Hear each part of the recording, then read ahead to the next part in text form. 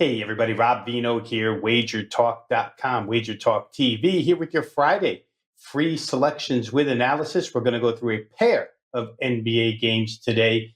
Big one in the Eastern Conference, New York at Cleveland, and then we'll move to a non-conference game, the Detroit Pistons at San Antonio. But first, I want to make everybody aware of this special offer going on at WagerTalk right now. You can get 10 days worth of selections for the cost of 7-day all access package.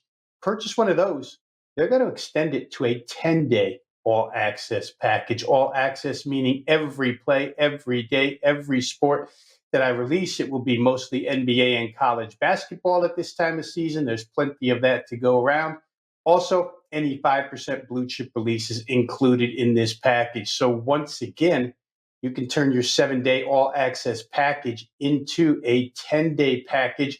No code necessary. Just go over to WagerTalk.com, pick up your package now. You can see my link right there, wt.buzz/RV. Offer expires on Tuesday the 25th. Pick it up now, 10 days for the price of 7. Let's get into New York and Cleveland Eastern Conference showdown here. Both teams played last night. For New York, the injury situation remains the same. Josh Hart did not play last night. He's got a question mark next to him here today with the knee problem. OG Anunoby, could be we see OG finally for the first time, but he still has a questionable tag as we record here today. He's got a foot injury that has cost him to miss the last 6 games, has not played in 17 days. Again, each team is in a back-to-back travel situation, both coming from New York because Cleveland played in Brooklyn last night. No real advantage where the scheduling is concerned. Take a look at the matchup here. The Knicks OT win, probably the last thing they wanted last night was to go into OT with the Chicago Bulls. It forced their starters. They were shorthanded in it. Forced Mikal Bridges, Karl Anthony Towns, Miles McBride, all to play strenuous minutes between 42 and 43 and a half minutes for those guys. We'll see if they can come back here against a very, very good Cleveland team and have a solid effort. Cleveland coasted in the meantime at Brooklyn. All 5 starters logged less than 30 and a half minutes, went to the bench for a bunch. And the bench just keeps getting deeper for Cleveland. Last night, another chance to integrate newly acquired DeAndre Hunter into that rotation. They got back 7-foot power forward center Dean Wade, and they also now have Isaac Okoro back for the last couple of games. So add Javonte Green to that, and this bench is really, really deep at this point in time. The Knicks have little to no bench, and we know that Tom Thibodeau loves to grind his starters into the ground. If Hart and Anunoby don't go, the Knicks are stranded with just 2 guys off the bench like last night, and those 2 guys are guards, Landry Shamet, Campaign. So we'll see. OG may go, but still Cleveland has a depth advantage here and a tremendous size advantage to the Cleveland Cavaliers. They almost always have a big size advantage over opponents. But here they have a versatile 7-footer in Evan Mobley who can go inside and out and chase Karl Anthony Towns around. That's big. Not a lot of teams have a spare 7-footer that has the ability to go out to the 3-point line and defend Towns and play him inside. Let's look at this game real quick, guys. Cleveland's in a better situation. They're inside, outside, half court, fast break, versatility, and they have a defender who can stick to Towns. Those are all big, big advantages. But let's look at this real quick. The Knicks have had 5 chances against the top 3 teams in the NBA this year. 3 top teams record-wise: Boston, Cleveland, Oklahoma City. Those 5 games, the Knicks are 0-5 straight up, 0-5 against the spread. 4 of those 5 losses are by double digits, 10, 23, 25, and 27. The 2 road games they've had against those teams, both double-digit losses by 23 and 10. What further hurts New York, obviously last 10 games, number 27 in offensive rebounding and 24th in fast break points allowed.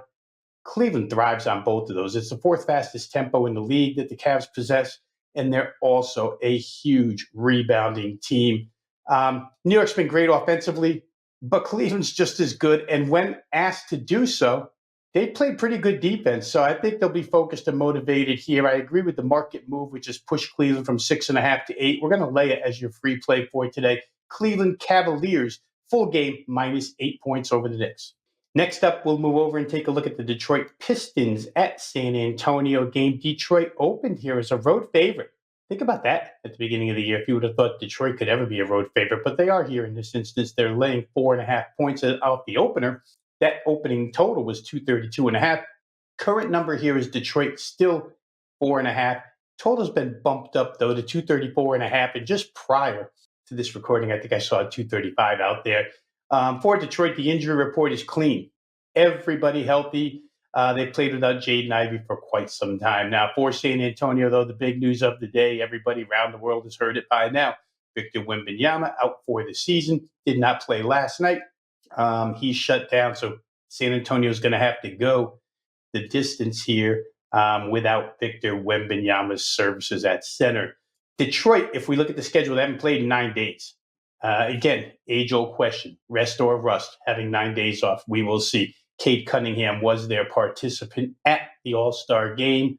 Plenty of time to get back from that and get back with the team. San Antonio's in the second of back-to-backs. They played Phoenix last night here without Wemby. They won that game 120-109. There's a slight advantage here schedule-wise to Detroit. Obviously, rest-wise, they've been off for quite some time, fully rested.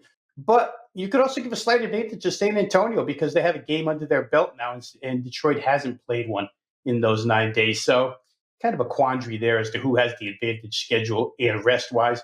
The matchup, the situation here, it should be all Detroit tonight. Let's take a look. We've laid out some reasons why San Antonio could be weakened in our Phoenix-San Antonio preview last night, but let's get back into some of that stuff. The Spurs got by without Wembanyama's elite defense last night against the Suns, but tonight's matchup is way tougher. Again, Jeremy Sohan listed as the starting center, 6'9". He's the tallest guy in their 1 through 9 rotation. It's just a bunch of guards and wings for San Antonio at this point in time.